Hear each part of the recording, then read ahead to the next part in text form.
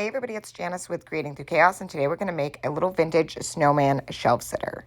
So I grabbed some of these snowman ornaments from Dollar Tree. They're just the unfinished ones, and I'm going to take one of those and fill in the hole with some lightweight spackling from Dollar Tree. Then I'm going to give him a coat of white, and then I'm going to give him a little bit of orange on his nose, and then I'm going to paint his hat black.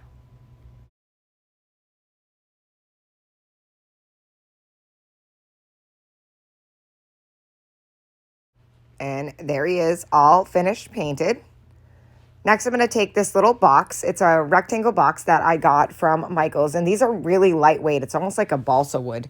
And I'm going to paint the inside of the box, just the inside, with some white paint. Then I'm going to take this little stand that I got from Dollar Tree. It used to have this thing on it. It was like a frame. I'm going to paint the little stand part, the little part that goes up, white, and then I'm going to paint the base black. Then I'm also going to paint around the edges of that little box with black paint also. So I'm going to do the whole frame of that box black, inside and out. I'm going to be very careful not to get any paint on the white that I did.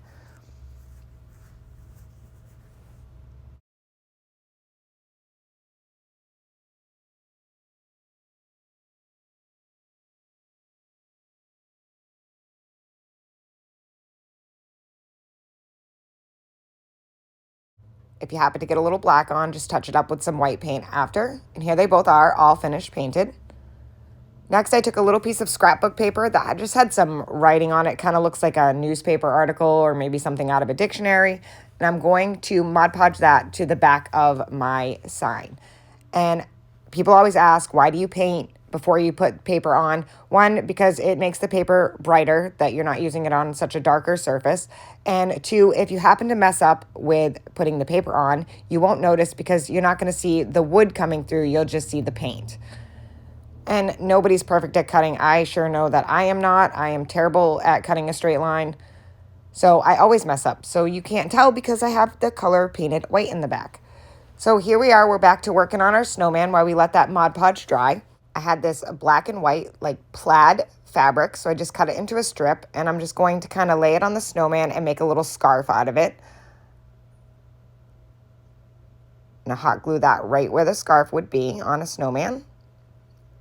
And I'm not even going to tie this, just kind of overlap it and then hot glue it into place and then trim off the excess. I just used a little dab of hot glue and cut off all those excess fabric things, frays that are coming out. And he is looking super cute already. Next, I'm going to take some hot glue and glue some buttons on. I just glued 2 buttons, one on each one of his little rounds.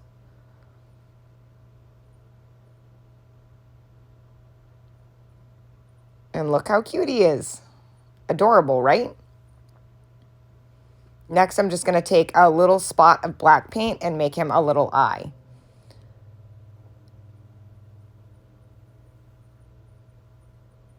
Next, I'm going to take a sanding sponge and I'm going to sand the edges of my snowman. I kind of want him to have, a rustic vintage vibe. So I'm just going to sand down all of the edges.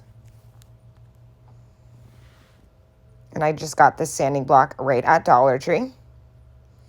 Next, I'm going to take some Mod Podge and I'm going to coat around the snowman with some Mod Podge. I'm going to give it a nice thick coat, and then I'm going to take these mica flakes made by Tim Holtz, and I got these on Amazon, and I'm just going to sprinkle these all over the snowman. Use my finger to kind of place them where I want, and that button kept falling off because it didn't get the glue in time, so I'm just going to hot glue that right back on. When I went to go set it down the first time, it didn't hit the glue completely. So again, I'm just adding Mod Podge and adding more mica flakes. And I'm going to do this all over the whole snowman. Then you can add a little Mod Podge over the mica flakes to make them stick a little bit better. And this will all dry, clear. You won't see the Mod Podge. And then while it's still wet, I'm going to add some glitter. And this is just fine glitter that I get at Hobby Lobby. Making sure that everything is going to stay and that we aren't going to have, glitter and mica flakes falling everywhere. And how super cute is he? And I wanted a little bit more sparkle on his nose, so I just added a little bit of Mod Podge to that, and then added a little bit of glitter because his nose didn't really seem to get any. Now I'm going to hot glue him right to the center of that little box that we scrapbook papered. I just add some hot glue to the back of him and pop him right in the center. Next, I'm going to take a sanding sponge and I'm going to sand off the edges of the box. I wish I had thought of this before I stuck him in there, but that's okay. Sometimes, you know, things are an afterthought. So I'm just going to sand the edges of the box. Again, I wanted the box to have a vintage vibe also, and that only took a couple seconds to do that.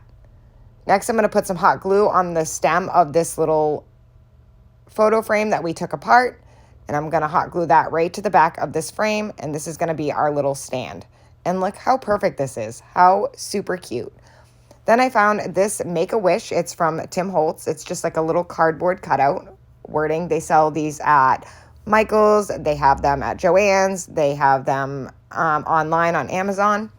And I just hot glued that to the top. Then I had this little knob that I had in my stash, and I painted it black, and then I hot glued that to the top.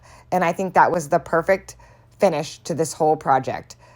How super cute is this? I absolutely love the way that it turned out. I think it has a amazing vintage vibe to it. I added him to this lantern vignette that I made, and it's perfect. Thank you guys for watching. I hope this inspires you to make one. And as always, don't forget to spread the chaos.